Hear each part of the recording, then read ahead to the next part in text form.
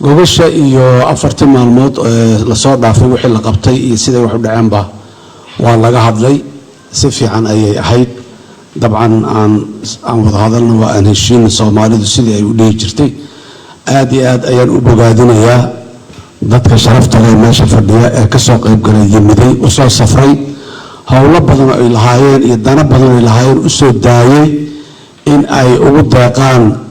dalkooda iyo dawladnimadooda talo iyo ra'yi maxaan ku yiraahdaa toosinay wax toosinay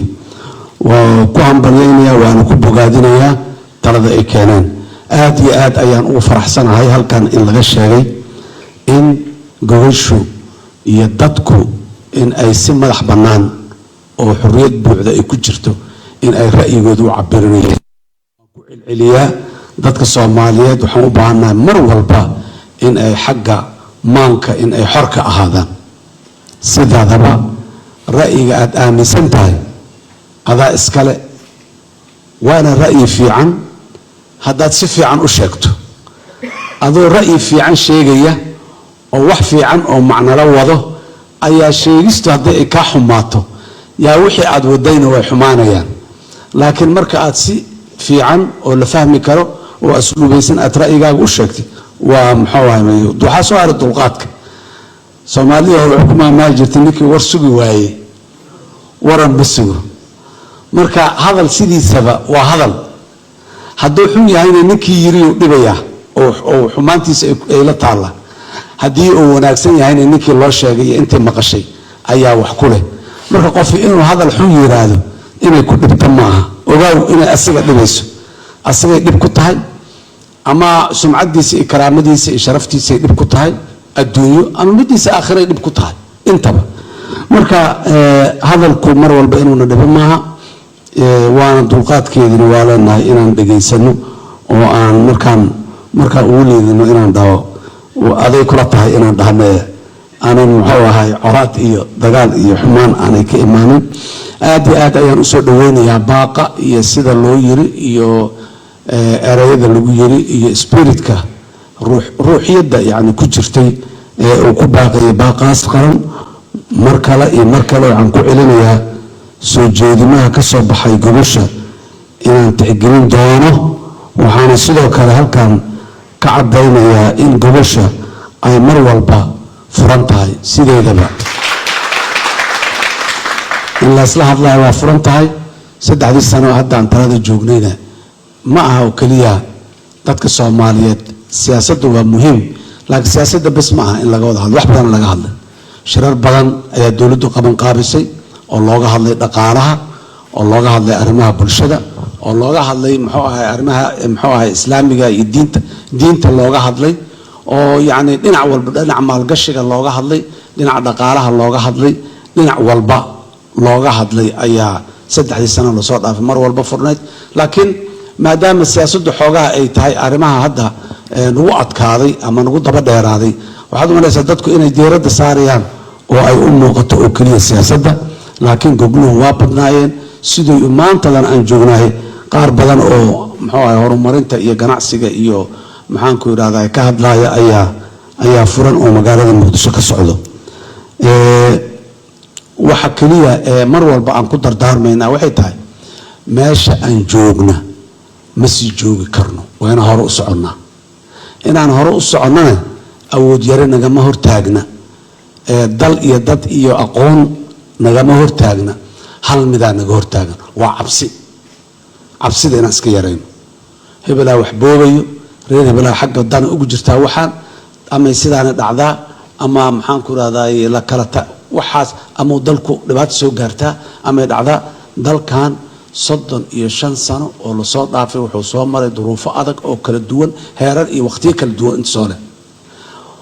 maanta meel ay wax uga halaabaan ilaahay idankiis ma joogo dalku haddii dee haleen ugu talagal oo jamaahiirna inta ku ballantay ay dhinac qariban ay aadawaa goonigeed iyo wixii ilaahay qadaro laakiin dalkaani maanta meel ay wax uga xumaan karaan ma joogo wuxuu joogaa meel ay wax uga sii hagaagi karaan inay u sii hagaagaan anaga waxa daliil u ah siyaasadda lafteeda dib u fiiriyo sanadihii la soo dhaafay xilladii la soo dhaafay dib u eeg marka dadka Soomaaliyeed intay isku tagaan ay tashadaan ay go'aan gaaraan intay doonaan bahal ekaadeen ama Soomaaliya ha u gaaraan ama deegaano Soomaaliya kamid ah ha u gaaraan go'aankaasi waa socdaa waa dhaqan gala bas halka ciladan qabno waxay tahay inaan sii socono oo aan ku sii darno oo aan ka sii reyno ayay ahayday meeshaasaan ku nagaanaa meeshaasaan joognaa laakiin gadaal uma noqono intaan soo aragnay 25 sano ee dawladda jamhuuriyadda saddexaad ee isnaad ay soo shaqeynaysay gadaal uma noqonin waayo dhib badan waa soo marnay waayo maxaan ku iraahday duruufo adkaan waa soo marnay kuwaan anagu sameeynay iyo kuwa maxaan ku iraahday qadarta rabbi noogu timidba laakiin dib looma noqonaynin bas dadka Soomaaliyeed waxaan rabaa inay marka diirada saaraan sideen hore ugu soconaa war dib ku ka cabsanayo waa la burburaya waa la kala tagaya waa maxaan ku iraahdaa liisdilaya waa laga dhacaya maya ma dhicin mana dhacayso insha Allah laakiin waxa fikirka iyo aqliga iyo kartida u baahan waxay tahay meesha aan taaganahay sidee hore uga soconaa oo aan hore ugu dhaqaaqnaa ilaahay idankiis dib u noqon mayno hore inaan u socono ayaa naga rabaa aan sii joogno meeshana xal ma aydan anagoo ka cabsanayna haddaan hore u soconno ama dhibaato dhacda ama kan dhaca marka waxay nagu khasbay inaan meeshii aan joogno aan sii joogno xal ma ahan adduunyadu waa socotaa dawladuhu waa socdaan ummaduhu waa socdaan horumar iyo wanaagay sii gaaraan waa isku tashadaan kharaarad adag oo ayaga ku gaaray gaaraan oo qaarkood maxaan ku iraahday lagu dulminayo ay haddana ka adkaystaan ay diidaan waxaan u baahanahay dadka Soomaaliyeed dhiiranaantaasaan u baahanahay Soomaali haddaan nahay waan dhiiranahay laakiin aan ku dhiirano si gaar ah waxa fiican ee danta caamka ah ee ummaddu ay ku jirto aad iyo aad ayaan runtii raalli uga ahay in dadkana ay ku qanacsan yihiin gobasha wixii ka dhex socday inay ahaayeen wax dadku ay u wada madax furan yihiin u wada xor yihiin ra'yiga laga dhiibanayay qasab ma aha nin walba ra'yiga miiska uu soo saaray in la qaato laakiin kii loo batay la isla gartay in la qaatay dawladduna intaasay ahayd ra'yigaasna dawladda way sii qaadaysaa way sii qurxinaysaa inta ka dhiman oo annaga maalinta ra'yigan la dhiibanaya ma joogin dhahaysana inaan ayagana haye intii idinka horeysay intaanay tala qabaanay maxay adinkuna idin la tahay maxaad ku beerinaysaan maxaad ka dhimaysaan ama dhahayna maxaad ku diidaysaan maxaad ku beerinaysaan aan leenahay oo maxaan ku raadahay horay loogu sii soconaya haddii alla yiraahdo baaqaasi markaa iyo warmurtiyeedkaasi aad iyo aad ayuu u heer sarreeyey wuxuu ka hadlayay ama sida loo soo abaabulay wuxuu ahaa warmurtiyeed dadka Soomaaliyeed ee inta isku yimidna isku keenayay kuwa kalena u baaqaya oo ididiila iyo rajo gelinayay dawladda Soomaaliyeed waxba uma qarsoona doodii meeshan ka dhaceysay live ay ahayd dadka Soomaaliyeed dalka dibadiisa jooga way wada daawanayeen hadallada halkaan laga jeedi iyo dadkii jeediyabana way ku amaanan yihiin nooc kasta oo ay ahaayeenba waa ku amaanan yihiin waxa qalbiga kugu jira inaad miiska soo saartid xalka qayb weyn ayay ka tahay waxaan u malaynayaa maalin dhaweeyta arrintii aan ka hadlay ahayday waxa laga hadlay waa siyaasadana suuqay u baahan tahay suuqeediina muxuu ahay waxa ka mid ahayday 4 maalmood oo maanta ugu dambeysay meeshan wixii ka dhacay waa la arkaan u malaynaya dadkuna waa is ogaadeen qofkii badaacad fiican suuqa keensadana badaacadiisa inay gadmayso soconayso qofkii kalena badaacadaada inay ciladay leedahay haddaan la dhihin waa laga kala leexanaa meesheeda iyadoo talaa laga kala leexanayo muxuu ahay xataa wareen meesha ka bixi qaad baasha meesha lagu dhihi maaye waa laga kala marka qofkii ra'yigiisa miiska uu keenay oo laga kala leexday dib ha u fiirsada ee marka dambe badaacad fiican suuqa keena hadii la yiraahdo insha Allah wax barasha ku jirto qofka naftiisa inuu fahmaa ku jirto qudradiisa inuu qiimeeyo awoodiisa inuu qiimeeyo oo fahmaa ku jirta aqoontiisa iyo xeeladda uu u leeyahay waxa laga hadlayo inta ay la eg tahay inuu fahmo oo garta ayaa ku jirta casharadaasina waxaan filayaa in ay ayaguna ay noqon doonaan kuwo wax badan laga bartay hadii la yiraahdo waana khibraduba waa intaas khabiir yaa la yiraahdaa khabiir waxa la yiraahdaa khibrada la isu geeyo isu tagay qofkii haysta ayaa khabiir la dhahaa khabiirnimada iskool loogama soo baxo jaamacad loogama soo baxo nolosha lagu kasbadaa iyo shaqada aad qabanaysay iyo waxa aad la kulmaysay khibrad isku tagtay ayaa khabiir ka soo dhaxbaxa waxaan rajaynayaa marka khubaro siyaasadeed inay meeshaan ay ka soo baxeen ama ay ka soo hana qaadayaan ilaahay idankiis dowladuna way ka sii shaqayn doontaa sidii saaxooyinka sidaan oo kale ah oo maxaan ku raadinaa waxaan rabaa inaan u sheego akhyaarta shirka fadhiday gogasha fadhida iyo dadka Soomaaliyeed ee caalamka dawladda qof Soomaali aan kala xiranahay ma jiro dadka gogashan ka maqan ee walaalaha lafsadooda waa isla hadalnaa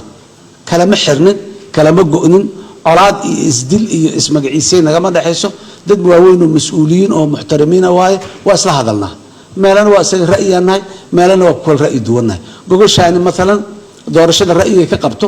iyo nimanka hadda naga maqalay saaxiibada maalmood markay shireen ay baaqi soo saareen doorashada ra'yiga ka qabaan isku mid doorashada dadban inaan loo noqonin waa laga midaysan yahay oo doorashada dalka qof cid inuu aado bas waxa dooda u baahan kayfiyada waay sidee doorashadii qof codka ahayd saan aan u qabsano maya ee sidaana ka qurux badan maya ee saana ka kharash yar maya ee saana waqtigu uga haboon yahay waxa laga hadlaayo ee la isku haystaa waa inahaas aan u maleynaya meel kale oo hadda jiman ma jirto maadaama la isku raacay doorashadii dadbaneed ee aan hor u soo aragnay waa ku soo caalamaalay u naqamayno waa la isla gartay hore inoo soo waxaan aad iyo aad u bogaadinayaa xikmad weyn iyo aqli suban ahayday war dalku isku heer ha soo gaaro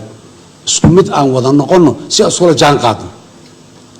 si aan jaanta isula helno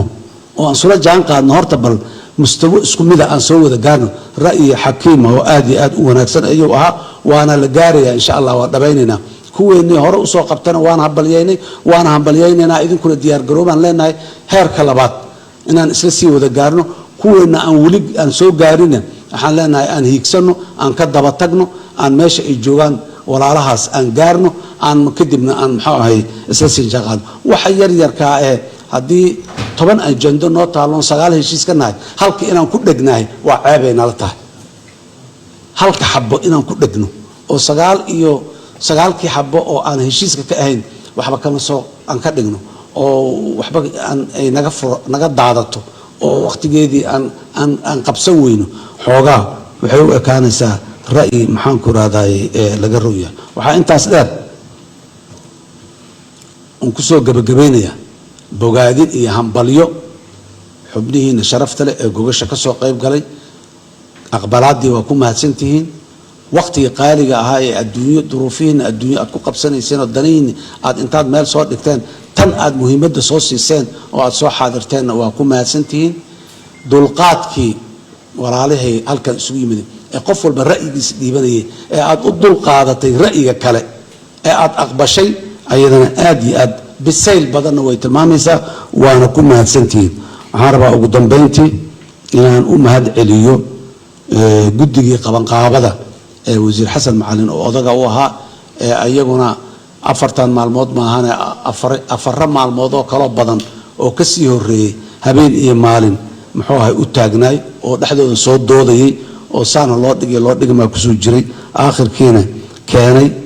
gacmaha iyo lugaha iska qabtay in aanay dadka ra'yigooda aanay dhaxgelin oo aanay durdurin ee isugu simay aad iyo aad ay u mahadsan yihiin bisayl badan ayayna muujiyeen bisaylkaas oo ay ku midalayeen dawladda Soomaaliya iyo bisaylkeeda meesha u jeedo dadka Soomaaliyeed talada annaga iskale dalka annaga iskale haday wax xumaadeen annaga ka mas'uul ah haday wax noo hagaagaan ilaahay idinkiis annaga ka mas'uul ah aan qaadana mas'uuliyadeena horena aan u soconno aad iyo aad u mahadsantihiin